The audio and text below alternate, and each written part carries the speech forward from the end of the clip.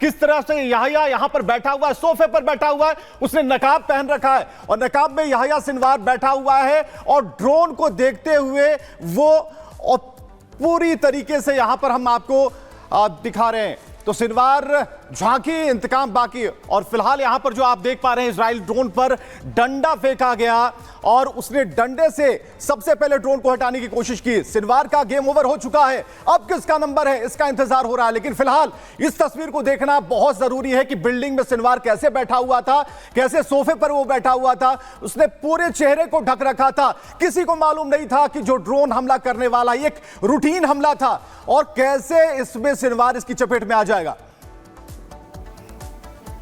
तो बिल्डिंग में छिपा हुआ था याहिया सिनवार। वो तस्वीरें हमने आपको एक्सक्लूसिव दिखाई कि कैसे वो पहले बैठा हुआ था और एकाएक उसकी मौत हो गई। याहिया सिनवार इजराइल का इतना बड़ा दुश्मन था कि दुनिया को उसकी मौत की खबर देने के लिए इजरायली प्रधानमंत्री नेतन्याहू खुद सामने आ गए। सिनवार की मौत की पुष्टि करते हुए नेतन्याहू ने कहा कि भले ही दुश्मन ढेर हो गया है लेकिन युद्ध अभी खत्म नहीं हुआ। आपको सुनवाते हैं। האזור אני אומר, בעזה, בביירות, ברחבי האזור כולו, החושך נסוג והאור עולה. דף, הנייה, סינואר, נסראללה, מוחסן, אקיל ורבים משותפיהם אינם. אני קורא לכם, עמי האזור, יש בפנינו הזדמנות גדולה לבלום את ציר הרשע וליצור עתיד אחר, עתיד של שלום, עתיד של שגשוג באזור כולו. אני ניצב בפניכם היום כדי לבשר לכם שיחיא סינואר חוסל. מי שביצע את הטבח הנורא ביותר בתולדות עמנו מאז השואה, רב המרצחים שרצח אלפי ישראלים, חטף מאות אזרחינו, חוסל היום על ידי חיילינו הגיבורים.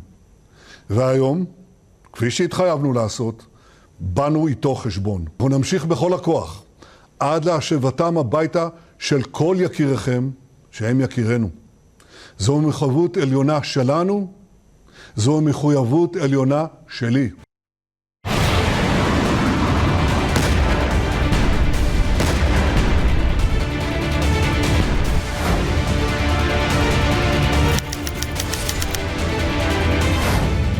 सिनेवार का अंत, युद्ध विराम या रण प्रचंड।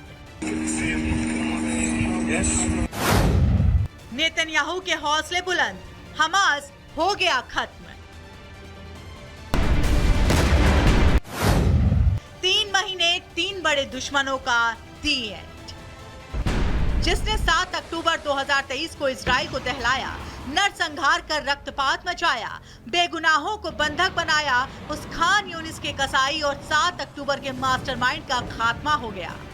गाजा में इजराइल ने हमास के चीफ याहिया सिनवार की कब्र खोद डाली। सिनवार की हत्या के साथ ही हमास के ताबूत में आखिरी कील भी ठोक दी। सिनवार की मौत के घाट उतारने से पहले इजरायली सेना को नहीं पता था कि वो जिसे मार रहे हैं वो हमास का नया चीफ है। एक खंडहर मकान के अंदर ड्रोन कैमरा भेजा गया तो इमारत के अंदर मिलिट्री ड्रेस में सोफे पर याहिया सिनवार बैठा दिखा। ड्रोन पास जाता उससे पहले ही उसने डंडे से उस पर वार कर दिया। इजराइल के सैनिकों ने फिर टारगेट सेट कर खान यूनिस के कसाई पर अटैक कर दिया। गाजा की जिस इमारत को ढाल बनाकर सिनवार छिपा बैठा था उस पर इजरायली डिफेंस फोर्स ने मिसाइल से अटैक किया जिससे वो मलबे में दब गया। इजरायली सैनिक उसके पास गए, गोलियों से ताबड़तोड़ फायरिंग की जिसने उसके सिर और पैर को छलनी कर दिया। मुंह पर से नकाब हटा तो सिनवार का चेहरा सामने आया। आईडीएफ ने साल भर के अंदर हमास के सभी बड़े लीडर और कमांडर का सफाया कर दिया। इजराइल ने अपने डीएनए जांच में याहिया सिनवार की मौत की पुष्टि की। खुद इजरायली पीएम ने सामने आकर इसकी जानकारी दी। לעמי האזור אני אומר, בעזה, בביירות, ברחבי האזור כולו, החושך נסוג והאור עולה. דף, הנייה, סינואר, נסראללה, מוחסן, אקיל ורבים משותפיהם אינם. אני קורא לכם, עמי האזור, יש בפנינו הזדמנות גדולה לבלום את ציר הרשע וליצור עתיד אחר, עתיד של שלום, עתיד של שגשוג באזור כולו. इजरायली मीडिया के मुताबिक सिनवार को मारने में ना मोसाद, ना एयर स्ट्राइक और ना ही कमांडो का हाथ रहा। उसे मारने वाला सैनिक आईडीएफ के इन्फेंट्री कमांडर और कॉम्बैक्ट ट्रेनिंग स्कूल से है। रिपोर्ट के मुताबिक जिस सैनिक ने सिनेवार को मारा उसने 9 महीने पहले ही सेना ज्वाइन की है। इधर नेतन्याहू ने सिनेवार की मौत की पुष्टि की। उधर अमेरिकी राष्ट्रपति जो बाइडेन ने इजरायली पीएम से फोन पर बात की और याह्या सिनेवार की हत्या पर बधाई दी। साथ ही आईडीएफ की हौसला अफजाई भी की और सिनेवार की मौत को बंधक समझौते की दिशा में आगे बढ़ता कदम बताया। The horrors of the past year cannot be the future, and they do not need to be the future. It is time to chart a different path. So over the days ahead, the United States will redouble our efforts to return the hostages home, to bring an end to this war, to alleviate the suffering of the Palestinian people, and to allow the people of Gaza to begin to rebuild their lives. America की पीठ थपथपाने के बाद Benjamin Netanyahu ने Gaza की जनता को भी संदेश दिया और बता दिया कि सिनेवार की मौत हमास के खात्मे का अंत है। אני ניצב בפניכם היום כדי לבשר לכם שיחיא סנוואר חוסל.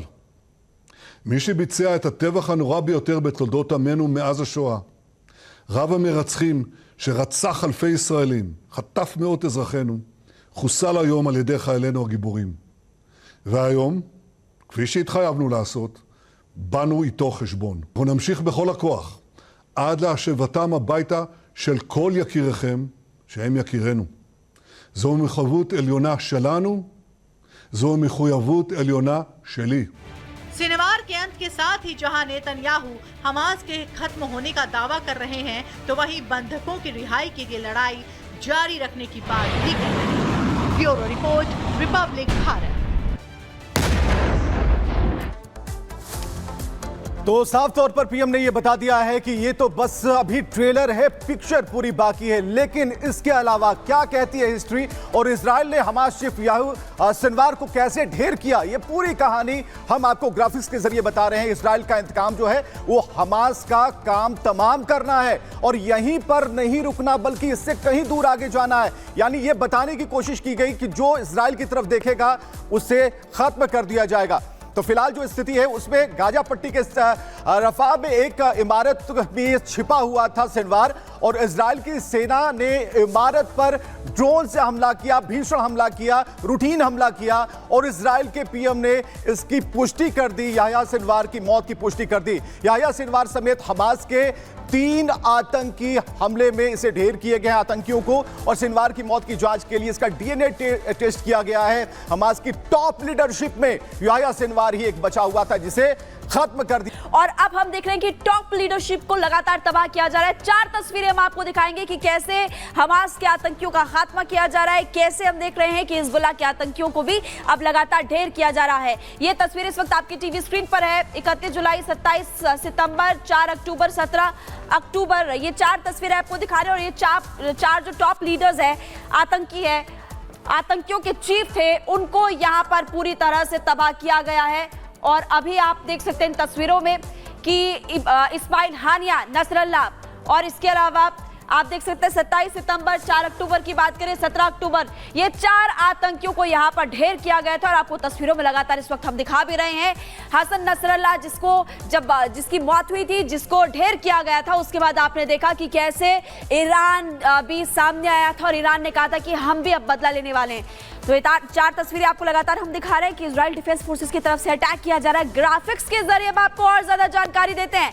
अहमद यासिन, हमास संस्थापक, गाजा में मारा गया मार्च 2024। या आपको तारीख बता रहे हैं, तारीख दर तारीख कब अटैक किया गया था। साल 2004 की जानकारी आपको दे रहे हैं, माफ कीजिएगा, साल 2004 में मारा गया था। अप्रैल साल 2004 की अगर बात करें तो गाजा में ही अजीज रतेजी हमास सह संस्थापक था, ये इसको भी ढेर किया गया था।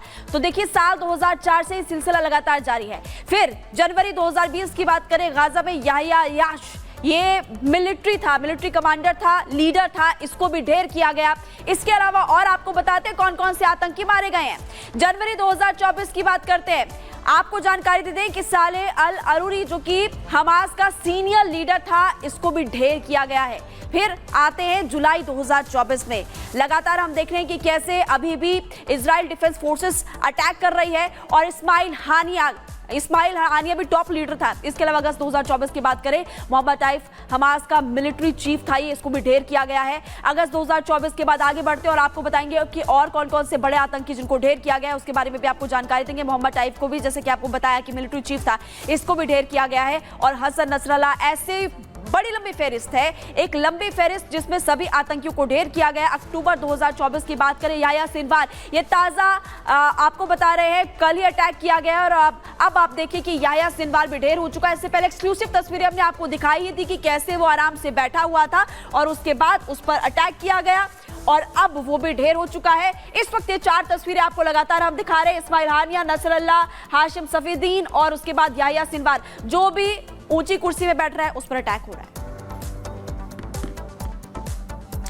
और एक बड़ी खबर हम आपको बताने जा रहे हैं इस वक्त की, सलमान खान के नाम पर फिर से धमकी मिली है। मुंबई ट्रैफिक पुलिस को एक अज्ञात मैसेज मिला है और धमकी भरे मैसेज में 5 करोड़ की रंगदारी की मांग की गई है। मैसेज भेजने वाले ने दावा किया है कि इसे हल्के में ना लें।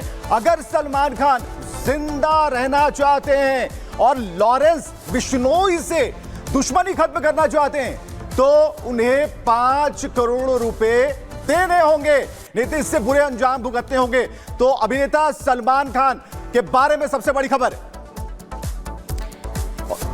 ठीक है, तो देखिए लगातार आपको बड़ी खबर बता रहे हैं, जतिन इस वक्त हमारे साथ जुड़े हुए हैं। ये अज्ञात मैसेज भेजा गया, इस खबर को लेकर आप विस्तार से जानकारी दें। पुलिस कैसे कार्रवाई कर रही है, कहां तक पुलिस की जांच पहुंची है जतिन? आज बिल्कुल देखिए, बाबा सिद्दीकी की हत्या के बाद से ही पुलिस से सलमान खान की सिक्योरिटी को बढ़ा दिया गया था। हालांकि Y+ सिक्योरिटी अब सलमान खान को कर दी गई है, लेकिन कल देर रात एक मैसेज मुंबई ट्रैफिक पुलिस को मिलता है। उस मैसेज के अंदर सलमान खान को लेकर थ्रेट की बातें लिखी हुई हैं। उस मैसेज में लिखा हुआ है कि बाबा सिद्दीकी से भी बुरा हाल सलमान खान का किया जाएगा। फिरौती के तौर पर 5 करोड़ रुपए देने की बात जो है वो उस थ्रेट मैसेज में की गई है और साथ ही अगर माफी चाहिए तो 5 करोड़।